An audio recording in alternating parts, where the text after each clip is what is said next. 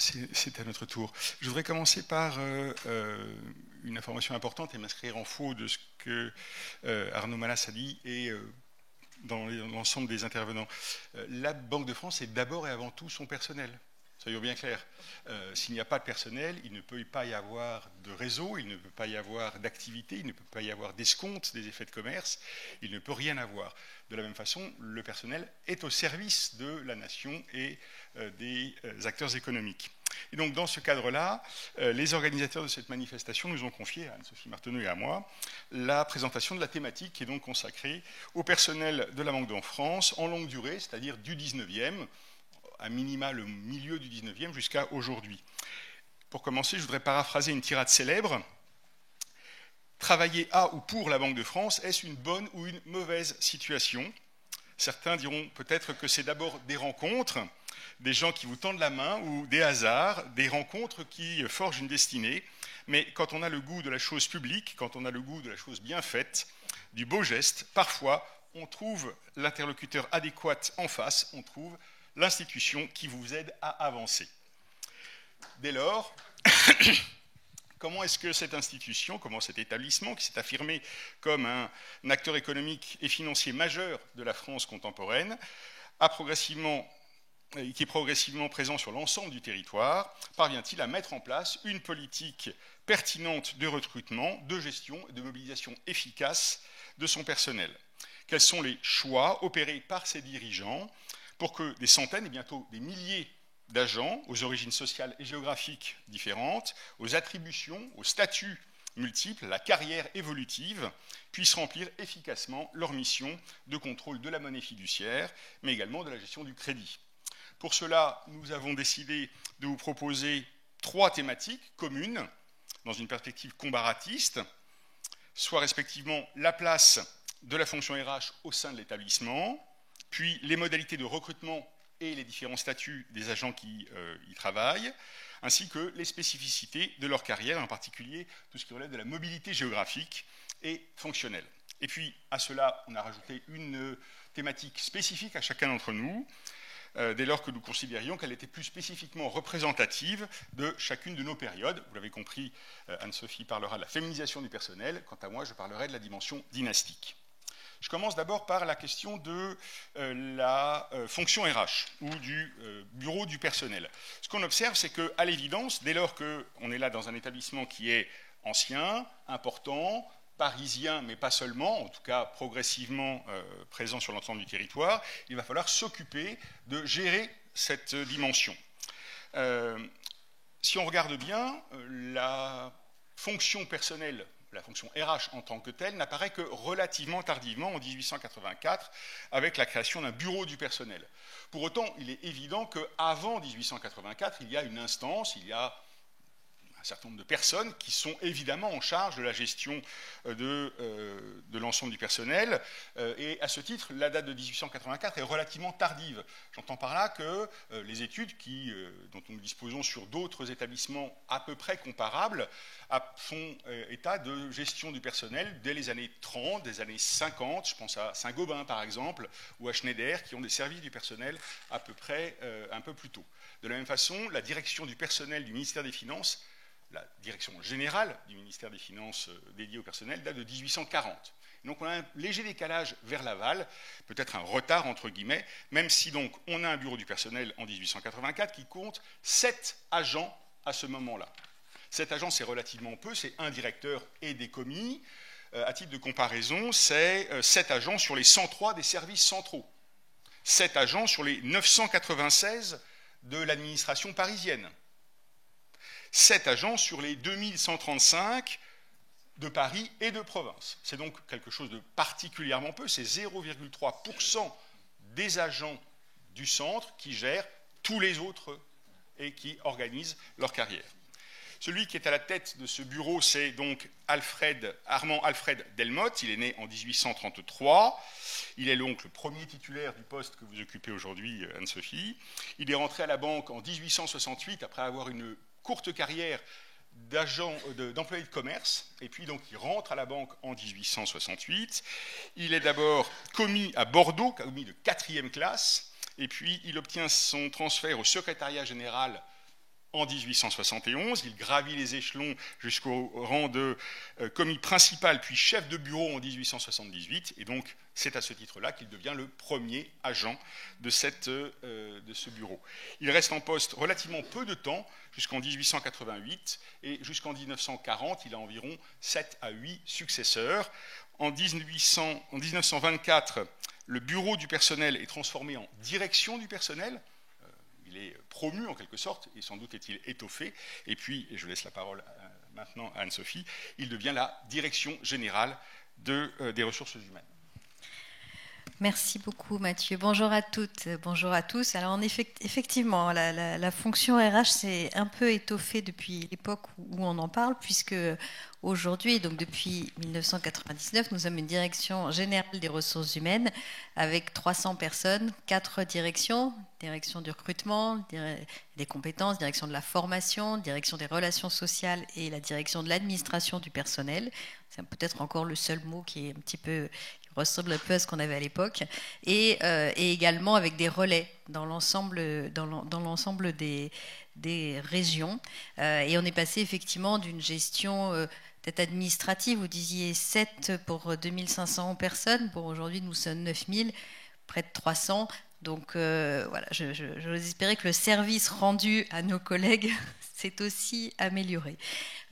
Comment est-ce qu'on recrutait à la banque ? La deuxième grande thématique que nous voulions traiter, c'était la question du recrutement, ou en tout cas de l'entrée au sein de la banque. Aujourd'hui, c'est un concours, on en reparlera dans un instant. Au XIXe siècle, c'est d'abord et avant tout des épreuves de recrutement. Et donc, ce n'est pas du tout un concours, c'est juste des épreuves. Ces épreuves sont principalement de 3 ordres. D'abord, une dictée et ou l'orthographe. Et il s'agit ici d'observer à la fois qu'on domine les règles de la grammaire française, mais également qu'on a ce qu'on appelle une belle main, c'est-à-dire qu'on soit lisible à l'écriture, dès lors qu'on va tenir des comptes et remplir des registres. Le deuxième, c'est régler un problème mathématique, disons, de base. Et puis le troisième, et c'est ce que vous avez ici à la gauche de l'écran, c'est un problème de mise en situation, en quelque sorte. Ce que vous avez là, c'est un bordereau de rente pour 4,5% en haut, et puis en bas, un bordereau d'escompte. Vous observerez qu'il y a au moins 3 destinations différentes, avec 3 taux différents. Paris, 4%, Lyon, 5%, Paris, 7%. Et il faut calculer ça sur le temps moyen, et donc faire la preuve qu'on domine les modalités et la compréhension de ce que Arnaud a expliqué, la gestion de l'escompte dans le temps. Et donc tous ces éléments-là participent du recrutement. On a pour chacun des agents les 3 épreuves et on peut observer les modalités d'organisation. À côté de ça, on voit également que lorsque on est recruté, on voit s'ouvrir un dossier administratif, j'imagine que ça existe encore aujourd'hui évidemment, avec un formulaire d'évaluation individuelle, en tout cas au 19e, dont vous voyez les modalités légèrement évolutive sur la droite de l'écran. C'est le dossier personnel. C'est quelque chose qu'on retrouve dans d'autres administrations. Je pense en particulier au dossier de l'administration préfectorale, qui sont à peu près comparables et qui recensent tous les éléments qui apparaissent comme nécessaires et ou importants aux yeux de la banque. En fait, c'est une espèce d'enquête de moralité qui s'exerce sur les nouveaux agents. On a un certain nombre d'informations qui relèvent du personnel. Sont-ils mariés? Ont-ils des enfants?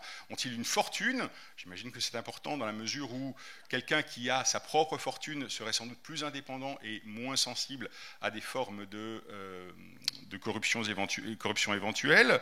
On voit également que on demande s'il a des membres d'alliance, enfin, s'il a des liens de parenté ou d'alliance avec d'autres membres de la banque. On y reviendra tout à l'heure en fin d'intervention. On voit également que parle-t-il des langues étrangères. Alors pour le coup, celui dont on voit ici le dossier de recrutement, en quelque sorte, c'est quelqu'un qui s'appelle Louis-Marie Famin, et il est admis à la banque en 1856. Voilà ses compétences linguistiques. Il parle et écrit l'italien, il parle l'espagnol, le provençal, le niçois, ainsi que les idiomes de la Riviera de Gênes, et enfin la lingua franca des États barbaresques. Et c'est une des principales raisons qui justifie qu'il soit recruté. est posté à Marseille. Bon, il est admis en 56, il est retraité d'office en 1879. Sa carrière s'est un petit peu raccourcie, je pense qu'il a eu quelques petits soucis sur la fin.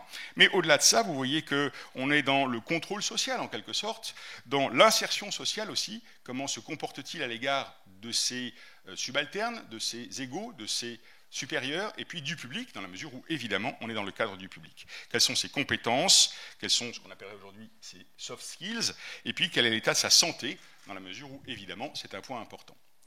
En ce qui concerne la période d'aujourd'hui, c'est presque la même chose. C'est ce que j'allais dire, c'est presque la même chose. On fait attention à l'orthographe et on vérifie qu'il parle au moins anglais, à défaut de parler le patois. Donc effectivement, le recrutement du personnel de la banque, bon, on a une partie de notre recrutement, vous savez, qui se fait par concours.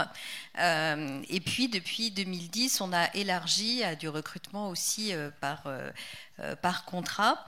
Mais néanmoins, sur la partie de concours, donc comme à l'époque, on continue à tester un peu les connaissances techniques, mais c'est vrai, de moins en moins, sans doute, au profit plus de compétences de savoir-être, d'adaptabilité, etc. Et ça se retrouve à l'occasion d'un certain nombre d'épreuves que nous avons introduites dans le concours de cadre de direction. Par exemple, ce qui est le triptyque. Donc, c'est 3 personnes qui parlent sur le même sujet. Un qui présente le sujet, un qui fait le contradicteur, un qui fait la synthèse, et puis il tourne. Et ça permet aussi de voir comment on se comporte les uns avec les autres. Enfin, c'est un exemple, mais c'est pour dire qu'effectivement, c'était déjà un peu ce qu'on voyait dans l'évaluation que vous évoquiez, Mathieu. La façon de se comporter avec les autres, c'est quelque chose d'extrêmement important, d'autant plus que à la Banque de France, encore aujourd'hui, on y reste longtemps. Donc, le relationnel, le savoir-être sont des éléments extrêmement importants. Et donc, effectivement, on a élargi nos recrutements. Quand vous rentrez par concours, vous rentrez pour vous mettre à la disposition de l'institution. Je dirais, vous ne savez pas où vous allez, à quelle fonction vous allez occuper, tandis que quand vous rentrez sur en CDI ou en CDD, vous répondez à une offre de poste et donc vous rentrez pour un poste en particulier, mais à la fin, tout le monde est statutaire avec effectivement un statut particulier qui est celui de la Banque de France. Nous avions une petite spécificité jusqu'à septembre 2023, puisque les personnes qui étaient entrées par concours avaient un régime de retraite qui leur était spécifique. C'est avec la réforme des retraites, cette spécificité est tombée. Donc, depuis septembre 2023, toutes les personnes qui rentrent à la banque rentrent sur le même régime de retraite, le régime général, mais nous avons effectivement maintenant élargi, tout en gardant dans notre ADN ce mode de recrutement par concours qui fait qu'en fait, il y a des personnes qui ont vraiment envie de passer ce concours de la Banque de France, qui sont très fiers de le réussir. Et donc, c'est des personnes qui ne viendraient pas par un autre mode de recrutement. Et à l'inverse, on a soit des personnes très expérimentées qui n'ont plus du tout envie de passer des concours, dont on peut avoir besoin, par exemple, à la supervision bancaire ou dans les moyens de paiement. Et à l'inverse, on a aussi quelques jeunes ingénieurs qui considèrent qu'ils ont fait leurs preuves à l'école en passant tous les concours de leurs grandes écoles et que ça va bien maintenant. Ils n'ont plus du tout envie de passer de concours et ceux-là aussi on en a besoin. Donc en fait, on essaye de s'adapter le plus possible pour trouver les bonnes personnes. Et puis s'agissant, donc aujourd'hui, nous sommes à peu près 9000 agents. Donc vous voyez la proportion des contractuels est quand même désormais significative, puisqu'avant c'était vraiment l'exception. De la même façon, on recrute de plus en plus de profils de cadres, comme vous pouvez le voir sur le graphique du milieu. Et puis, on voit entre les hommes et les femmes, donc on est une institution où sur certains domaines, on a encore du mal à recruter des femmes. Alors, c'est le cas de l'informatique, ça c'est le cas partout. Mais en économie aussi, on voit souvent les femmes chercheuses, elles vont s'orienter vers l'économie du travail. Mais tout ce qui est politique, monétaire, etc., on a beau essayer d'aller les chercher juste en sortie d'école, c'est moins facile, donc dans nos métiers aussi scientifiques. Mais on a une politique extrêmement active qui a commencé il y a quelques années. On est sur les forums, on met en place des rôles modèles pour les femmes pour pouvoir aller justement expliquer qu'on peut faire, y compris dans des carrières qui requièrent des compétences plus scientifiques, de très belles carrières à la Banque de France. Donc voilà, ça fait partie aussi de notre souhait de pouvoir élargir sur les profils aussi d'expertise le nombre de femmes. Puis je reviendrai tout à l'heure sur la féminisation, parce que là aussi on a fait beaucoup de progrès. Enfin, par rapport à votre époque, c'était pas très dur, hein. Voilà. La question de l'évaluation des agents. Donc on a vu qu'il y avait une espèce d'enquête de moralité, puis après, tout au long de la carrière, il faut bien évaluer les compétences des agents, et peut-être que là-dessus, on a un petit peu évolué, encore que, on va regarder. En tout cas, aujourd'hui, notre credo pour l'évaluation, c'est parler vrai et écrire juste. Une fois qu'on a dit ça, il y a eu beaucoup de formations qui ont été faites de nos managers, mais vraiment, c'est l'idée que l'évaluation, c'est un moment fort de l'année où on se dit les choses. Et puis, évidemment, ce qu'on essaie de développer avec nos managers, c'est qu'on ne se dit pas les choses qu'une fois par an, hein, parce qu'il ne doit pas y avoir de surprise à l'évaluation, ni bonne ni mauvaise. D'ailleurs, on essaye aussi de développer le feedback tout au cours de l'année. Et comme vous pouvez le voir là dans le document, en fait, on a introduit il y a quelques années une auto-évaluation, ce qui permet aussi, et là aussi c'est assez intéressant parfois de regarder les auto-évaluations des femmes et celles des hommes. Il y a parfois un petit décalage dans la façon dont on se perçoit. Je ne dirai pas dans quel sens, je vous laisse la devinette. Donc voilà, on a introduit une auto-évaluation, une qualification aussi, une évaluation des compétences managériales. Et là, en fait, je pensais, donc en préparant ce moment avec vous, là, je pensais que c'était nouveau, ça. Bon, on me l'avait présenté comme c'est nouveau, on a introduit les compétences managériales. Et quand je regarde ce qui était avant cette évaluation, avant, hein, ça remonte un peu, mais enfin, c'était juste avant que je rentre à la banque. Alors, je vous remercie de dire que ça remonte pas tant que ça. Et donc, en fait, on avait effectivement, on le voit, alors là, il faut que je mette mes lunettes, parce que c'est vraiment beaucoup trop petit, pardon. On avait déjà cette idée de, vous voyez à la fin, là, les compétences vis-à-vis, le rapport à ses subordonnés. Alors, on ne va pas dire que c'est une façon d'évaluer les compétences managériales. Ce qui était un peu particulier dans ce formulaire qu'on disait 1040, hein, quand je suis rentrée à la banque, on parlait encore du 1040, donc il avait disparu depuis quelques années, mais pas tant que ça. Je crois que ce n'est pas tellement les questions qui étaient posées, c'était le fait que beaucoup de nos collaborateurs avaient la meilleure note. Donc je pense que pour le parler vrai, on n'y était pas complètement. Mais ceci dit, j'ai découvert, enfin je sais, c'est là qu'on arrive, oui, j'ai découvert que pour le parler vrai, au 19e siècle, on était pas mal quand même. Alors de fait, hein, l'idée c'était évidemment d'introduire une forme de comparaison, et dans les dossiers des agents du 19e siècle, on trouve ce genre de papier, là ça ne s'appelle pas 1040, ça ne s'appelle pas, c'est la fiche d'évaluation des agents, elle intervient ou elle est dressée par les inspecteurs qui évaluent l'ensemble des agents, ici en particulier des succursales, environ chaque année à tous les 18 mois. C'est une fiche de notation individuelle, non numérique, qui est totalement littérale, entre guillemets. C'est aussi un jugement à usage interne qui peut, on le voit, être assez violent dans les expressions qui sont employées. Et en même temps, c'est un portrait en creux des attentes de la banque à l'égard de ses agents. On va valoriser des compétences ou des qualités qui sont attendues, on va pointer des manquements. Je commence par celui de droite, c'est Georges Boivin, il est né en 1848, il entre à la banque en 1869, il est directeur en 1881, à 33 ans, c'est relativement jeune, oui, c'est une carrière assez rapide, et il est retraité en 1906, donc entre 1880 et 1906, il est directeur à plusieurs endroits.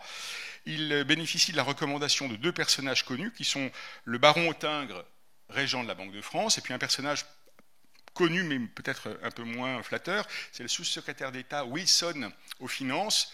Vous le connaissez peut-être parce que c'est celui qui vendait les légions d'honneur, étant le gendre du président de la République Grévy. Donc ce n'est pas forcément une super recommandation, mais voilà, ce sont des choses qui arrivent. Qu'est-ce qu'on attend et qu'est-ce qu'on note pour M. Boivin ? Eh bien, il est autoritaire, il a de la compétence, il a une connaissance des affaires de la région, il a des solides relations avec la place. c'est quelqu'un qui a vocation à être reconnu, promu et favorisé. On retrouve d'ailleurs les conditions ou les éléments que vous indiquez, hein.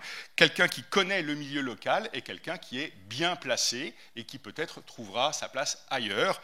À l'inverse, celui de droite à l'écran, c'est Félix Dusselier. Il est beaucoup plus vieux, il est de la génération, voire de 2 générations avant. Il est né en 1816. Il est admis en 1842, il devient directeur en 1865 à 49 ans, on voit ici le delta qui peut exister entre ces deux hommes. Il est retraité en 1874 et c'est quelqu'un qui est manifestement peu ou pas bien noté. En 1868, avant ça, et on dit de lui, alors qu'il est directeur à Annonay, dans l'Ardèche, éducation très élémentaire et imparfaite. Bien à sa place dans un chef-lieu de canton où il est dispensé d'avoir des relations forcées qui existent dans les chefs-lieux de département ou d'arrondissement. Il est au milieu de nulle part et c'est très bien. Parlez vrai, hein, déjà à l'époque. Il n'est pas en capacité de faire mieux ou bien. Quand on regarde ce qu'il en est de la situation où il est à ce moment-là à Auxerre, eh bien, sa surveillance dans le service des caisses est nulle. Avec un pareil contrôle, un caissier improbe aurait toute facilité pour commettre des détournements. Voilà. Et donc c'est quelqu'un qui visiblement a des compétences qui sont entre guillemets limitées ou en tout cas pas suffisantes pour pouvoir avoir une carrière de premier ordre. Et de fait, il va assez rapidement plafonner. Il restera dans des succursales de deuxième à troisième classe. Et donc on est sur une façon de gérer le personnel qui est pour le coup très différente de ce qui existe aujourd'hui, si je le comprends bien, et peut-être est-ce pour le mieux. En même temps, on était cohérent, on ne l'a pas promu. Si, il est quand même devenu directeur. Voilà. Il faut aussi avoir en tête que ce genre de document n'est pas mis à la disposition des acteurs eux-mêmes. Hein. On n'est pas dans un régime d'aujourd'hui de publicité de l'information, c'est à usage interne. Par contre, on les retrouve intégralement, année après année, dans les dossiers. Et j'en ai comme ça des dizaines pour chacun des personnages. Si on continue, et c'est la troisième grosse thématique que nous voulions développer, c'était la question de la carrière, et donc sur l'évolution et des statuts. Je commençais par les statuts qui renvoient à des choses qu'on a déjà évoquées pour partie, qui relèvent aussi de la spécificité de l'établissement. C'est une société anonyme par action. C'est une société de droit privé. Pour autant, c'est un établissement qui est dit privilégié. C'est en quelque sorte une forme d'héritage ou de survivance de l'Ancien Régime, de la même façon que Saint-Gobain est une manufacture privilégiée à partir de sa création sous Louis XIV. C'est également un établissement qui dispose d'une délégation de service public, qui fait que ces agents sont à la fois, entre guillemets, des éléments qui relèvent du droit privé et des éléments qui relèvent du droit public en quelque sorte. Ce qui se retrouve dans les termes qu'on emploie, selon les moments, selon également les grades, on aura employé de la banque et où on aura également fonctionnaire de la banque. Et il y a vraiment cette dimension double qu'on retrouve dans les archives, a fortiori fonctionnaire pour les cadres, voire les hauts cadres, alors que employé renvoie à la fois à le statut et la fonction dans la hiérarchie, employé de bureau et employé de droit privé, entre guillemets. Mais il y a cette espèce d'ambiguïté un petit peu qui renvoie à la situation, au statut de la banque. Mais on voit également, et c'est à la droite de l'écran que je vous renvoie ici, qu'il y a une carrière, ce qu'on pourrait quasiment appeler une forme de cursus honorum. Hein. Ici, c'est le directeur Chevalier, Aristide Alexandre de son prénom, qui commence en 1862 aux fonctions de commis de 4e classe au salaire de 2000 francs par an. Alors, je rappelle que c'est de 2000 francs or, on est avant 1914, c'est à la fois beaucoup d'argent, entre guillemets, enfin en tout cas un petit peu d'argent, et puis pas un salaire très très important, ne serait-ce que lorsqu'on compare avec le salaire qu'il aura à la fin de sa carrière, vous voyez qu'il commence à 2000 francs, il finit à 8000 francs, coefficient multiplicateur de 4, mais on est sur une direction ou une succursale un peu périphérique, celle de Gap, hein, pas centrale, alors que des directeurs de succursales de première importance peuvent toucher jusqu'à 12 000 ou 15 000 francs par an, donc c'est sensiblement beaucoup plus. Mais on voit également qu'on est commis, puis on est progressivement teneur de livres, chef de bureau, chef de comptabilité, chef d'escompte, contrôleur, caissier, chef de bureau auxiliaire, et enfin, c'est le Graal, directeur de succursale, et où deuxième, quatrième, troisième, deuxième et première classe. En ce qui concerne le salaire, je l'ai évoqué rapidement, et puis la retraite a été également évoquée en un instant tout à l'heure, mais on sait que c'est une situation particulière et sans doute un peu privilégiée. Ça relève au sens large, une forme de paternalisme et d'encadrement de la main-d'œuvre et de fidélisation.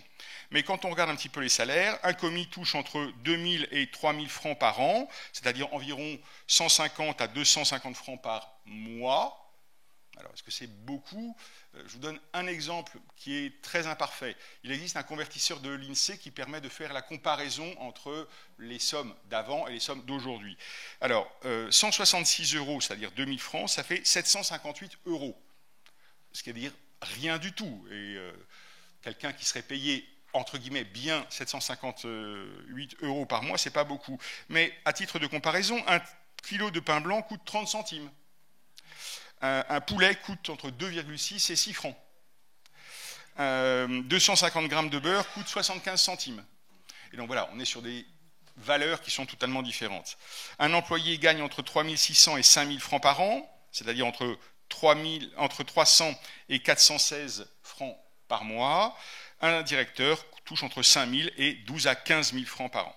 Et donc on a ici des salaires qui permettent d'avoir une idée au moins du décalage ou de la distance qui peut exister, l'amplitude des salaires qui peut exister entre le plus bas échelon d'un acteur ou d'un agent de la banque qui opère dans les fonctions financières et puis le directeur. Je continue avec la dimension de mobilité, qui est un des critères forts de la carrière au sein de la banque. Vous avez ici la carrière de Pierre-Eusèbe Gréau. C'est un type que j'aime bien parce qu'il a fini sa carrière à Lille et qu'il m'intéressait aussi pour avoir été très très mobile. Avant de parler rapidement de son parcours, j'insiste sur le fait que, et ça participe de la fonction RH finalement, hein, on voit à partir des années 70-80 s'introduire dans les dossiers une photo.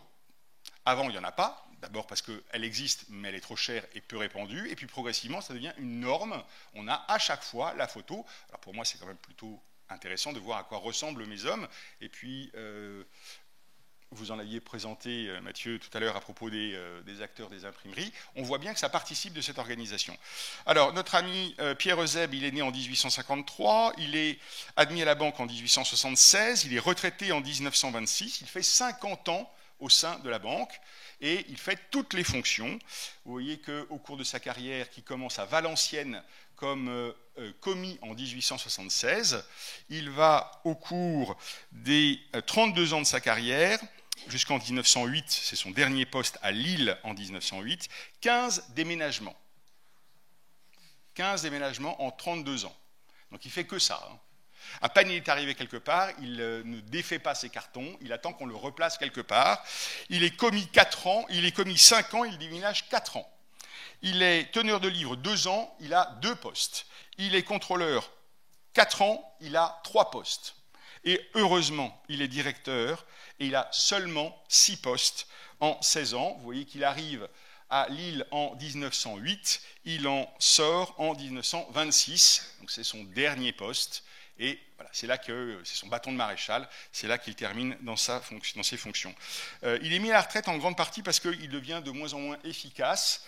Il y a un certain nombre de ses administrateurs ou de ses censeurs qui écrivent des lettres au gouverneur ou au secrétaire général en leur disant « il est plus qu'il était ».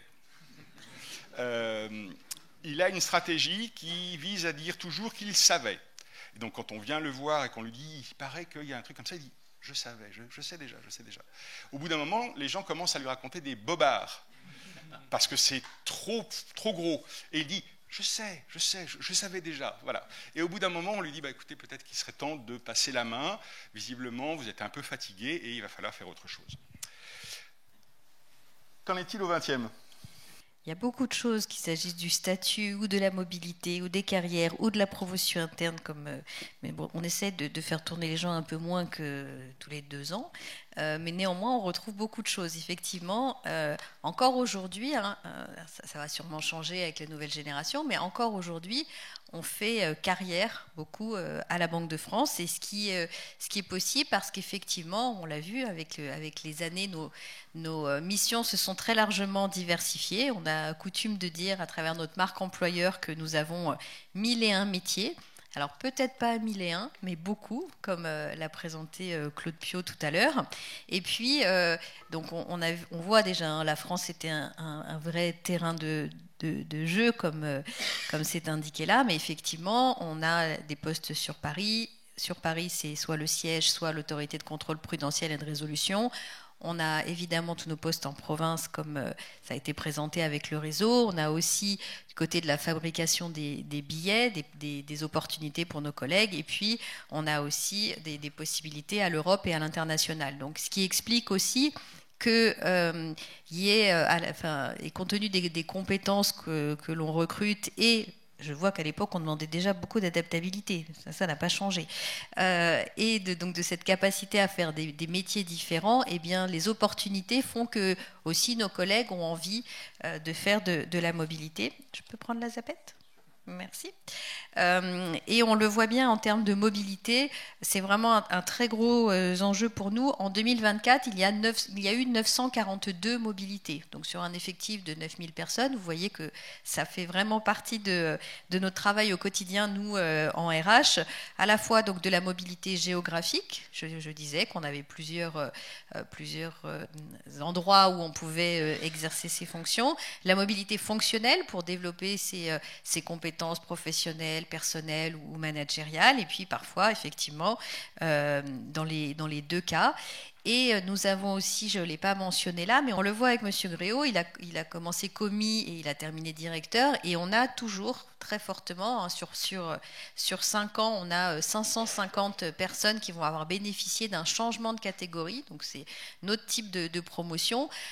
J'ai regardé les femmes qui sont qui sont nées en 1958 et qui sont encore à la banque. Alors j'ai regardé pour les femmes, mais j'aurais pu le faire plus largement parce qu'on veille aussi à l'équilibre là-dessus. Mais il y avait plus de 50% d'entre elles qui vont prendre dans les mois ou là bientôt leur retraite en ayant changé de catégorie. Donc cette promotion interne et cette possibilité justement de faire carrière à la Banque de France en gravissant des échelons au fur et à mesure qu'on change de poste, ça reste vraiment quelque chose qui est dans notre ADN et qui est aussi permis par, depuis les années 70, on a un institut de formation, maintenant on a une université aussi, et elle vise en fait à accompagner, on a à peu près plus de 7% de notre masse salariale qui part dans la formation, parce que l'objectif c'est justement aussi d'accompagner ces mobilités, et puis d'accompagner nos collègues avec les nouveaux enjeux. On voit bien qu'effectivement nos missions aussi s'élargissent, s'accélèrent, donc on a une université qui se veut la plus réactive possible. Donc voilà pour la mobilité. Et peut-être un mot pour la féminisation. Évidemment, ça me tient à cœur, hein, comme je vous le dis. Je ne sais pas s'il y a eu des directrices générales des ressources humaines déjà. Je me tourne vers... Non, je dois être la première. Voilà. Donc, oui, j'avais jamais tilté, mais ça fait plaisir de se le dire. Donc, effectivement, les femmes à la banque. Alors, on peut dire que les embauches, les premières embauches de femmes à la banque, ça date de la fin des années 1840. Et au départ, c'est très lié justement à la fabrication des billets, donc la comptabilité, la comptabilité des billets. Elles sont rattachées à l'imprimerie. Et donc on voit fin 1874, il y avait 312 ouvrières, mais en fonction aussi de la politique en matière de fabrication des billets, on a plus ou moins besoin de ces femmes. Donc il va y avoir une grande vague de licenciements. Elles ne seront plus que 162 en 1882.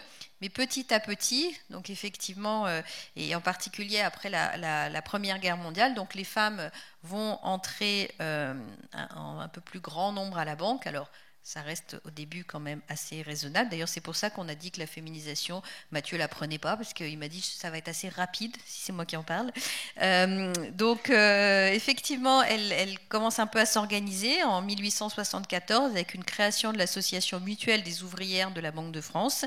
Elles sont payées un petit peu mieux qu'une couturière, mais 3 ou 4 fois moins bien qu'un homme qui occupe les mêmes fonctions à l'époque.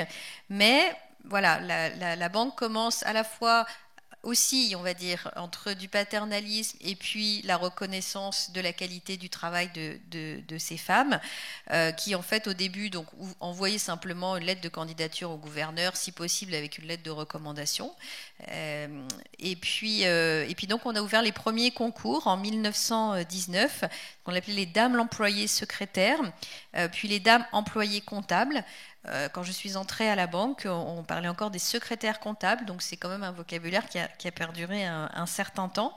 En 1946, on a ouvert le premier concours de dames rédactrices, donc c'est les premiers niveaux d'encadrement, si je ne m'abuse. Et puis en 1971, là, on a ouvert le concours de cadre de direction, et il n'était pas réservé aux femmes. Il a été ouvert tout de suite pour être mixte. Enfin, mixte, c'était le début, hein, donc sur les 31 membres de la promo de 1971, on a eu 4 femmes.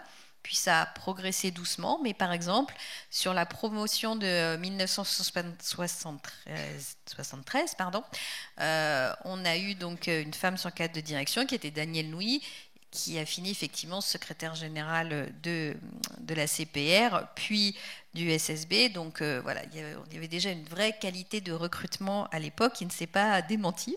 On continue effectivement à recruter beaucoup de femmes par concours. Plutôt, justement, là aussi, on essaye de rééquilibrer. C'est un peu ce que je disais tout à l'heure, hein. Plus facilement encore aujourd'hui sur nos concours d'assistants que nos postes de cadre de direction. Mais néanmoins, vous voyez, maintenant, on est entre 35 et 40% de cadres de direction parmi les femmes. Et donc, l'autre aspect, c'est que donc, ces femmes qu'on a recrutées par le concours de direction font carrière à la Banque de France. Et on est assez fiers aussi de la politique qui est vraiment portée par le gouverneur et tout le comité de direction de la banque pour promouvoir ces femmes à des postes managériaux. Vous le voyez, donc sur les postes, le premier tableau, c'est les postes de chef de service ou directeur des départementaux. Donc en 2012, il y avait 32% de femmes.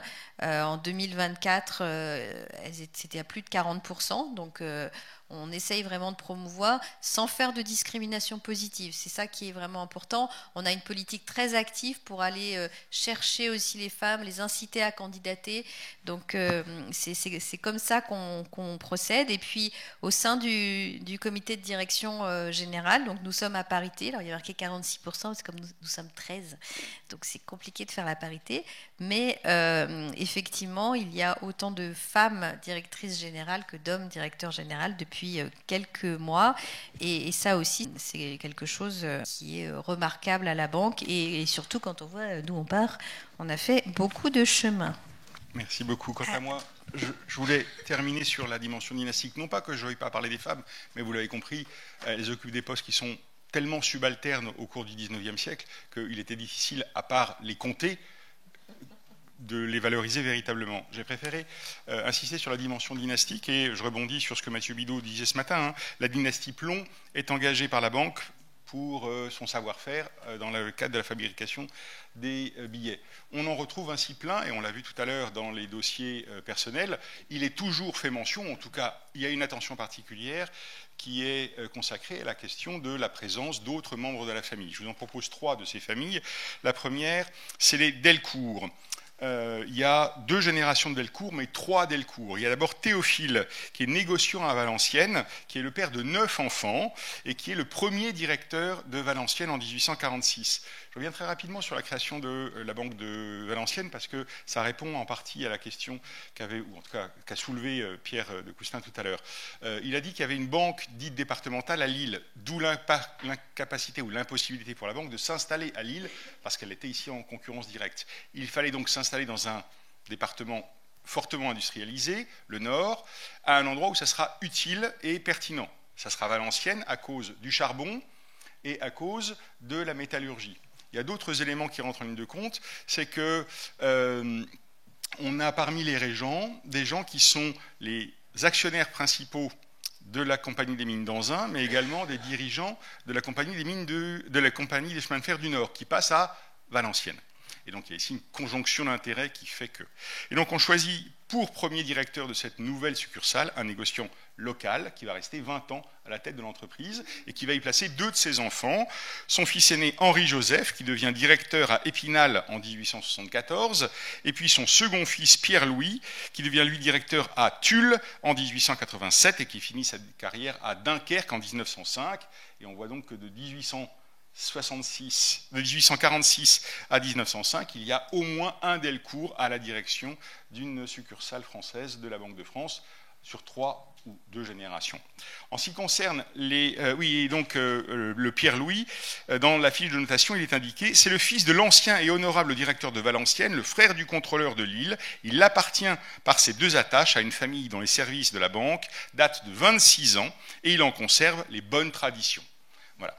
Donc il y a une espèce de saut de reconnaissance, une espèce de compétence supplémentaire par le fait qu'il est membre de la banque. En ce qui concerne les Gilbrun, on a ici, sur 2 ou 3 générations encore, un oncle qui est d'abord commis en succursale et qui va prendre une option rapide qui est l'inspection. L'inspection, c'est clairement un accélérateur de carrière, en tout cas au 19e, et il devient contrôleur général de la banque, et c'est à ce titre-là, entre autres, qu'il fait entrer son neveu, qui est d'abord commis en 78, puis contrôleur, puis directeur. Il finit à Reims en 1920. Et le fils de ce premier directeur est lui-même chef de bureau auxiliaire à Haguenau, avant de terminer sa carrière à Annecy en 1946. Donc vous voyez qu'on est encore sur une amplitude chronologique relativement forte. En ce qui concerne les Blondins, qui sont eux de l'Est, là aussi on va choisir des locaux pour implanter la banque. Emmanuel Blondin, qui est le fils d'un manufacturier, qui est lui-même le fils d'un échevin de Metz, donc encore une fois c'est la notabilité qui prime ici, est nommé comme premier directeur à Metz en 1852, avant de passer à Nancy en 1862. Son frère est administrateur de la succursale, et son fils va lui succéder à Nancy. Et donc on voit que, très clairement, les compétences sont ici mobilisées, mais sur un petit périmètre. Il est indiqué que le dernier, Léon, le petit-fils du premier, apporte dans ses nouvelles fonctions le fruit d'une expérience mûrie et d'une connaissance approfondie des hommes et des choses du pays messin. On retrouve exactement les éléments qu'on a évoqués tout à l'heure. Et donc voilà, on voit bien que la dimension dynastique, c'est une dimension importante, elle pèse ou elle joue dans le recrutement. Et je vais laisser Sophie conclure. Oui, sur la dimension dynastique, je dirais que ça a perduré quand même longtemps, semble-t-il, hein, mais moins pour des raisons de cooptation à un moment donné que pour des concours. Mais c'est vrai qu'on passait quand même les concours longtemps de père ou de mère en fils et fille. Ça, c'est un petit peu, ça a changé. Je dirais que ça fait partie des évolutions. Mais ce qu'on voit quand même, c'est qu'effectivement, la banque s'est beaucoup transformée. Donc, c'est évident. Mais on garde quand même des caractéristiques. Enfin, en travaillant ensemble, on a quand même des caractéristiques qui sont très fortes et qui ont perduré. Et je trouve que ça reflète aussi un peu ce qui ressort des interventions des uns et des autres sur cette journée. Notre recrutement s'est diversifié, mais enfin, on a maintenu le concours. En tout cas, les épreuves telles que vous les évoquiez. On est passé sans doute d'une gestion un peu paternaliste à une gestion beaucoup plus des talents, beaucoup plus RH, mais on garde un pacte social qui est fort, auquel sont attachés nos collègues. Et en même temps, on a introduit aussi une contribution à la performance avec une part variable aussi de rémunération. Voilà, donc on a à la fois ce passé qui est très important pour nous, et puis cette ouverture vers autre chose qui fait partie de notre politique RH. Je disais que encore aujourd'hui, les gens font carrière à la banque, donc on voit bien la mobilité. On peut avoir des mobilités, alors peut-être pas autant, mais néanmoins des parcours extrêmement diversifiés. Et je rencontre assez régulièrement des collègues directeurs du réseau qui m'expliquent leur parcours et qui ont parcouru vraiment comme Zem, on le voit là. Donc toujours beaucoup de mobilité, mais je crois que en fait nous avons gardé une culture très forte à la banque et c'est pour ça que finalement c'est intéressant et quand on discute avec un historien comme on a eu la chance de le faire tous les deux, on s'y retrouve. Et on s'y retrouve parce que ce sont les femmes et les hommes de la banque qui transmettent en fait cette culture auquel on est très vite attaché quand on rentre à la banque.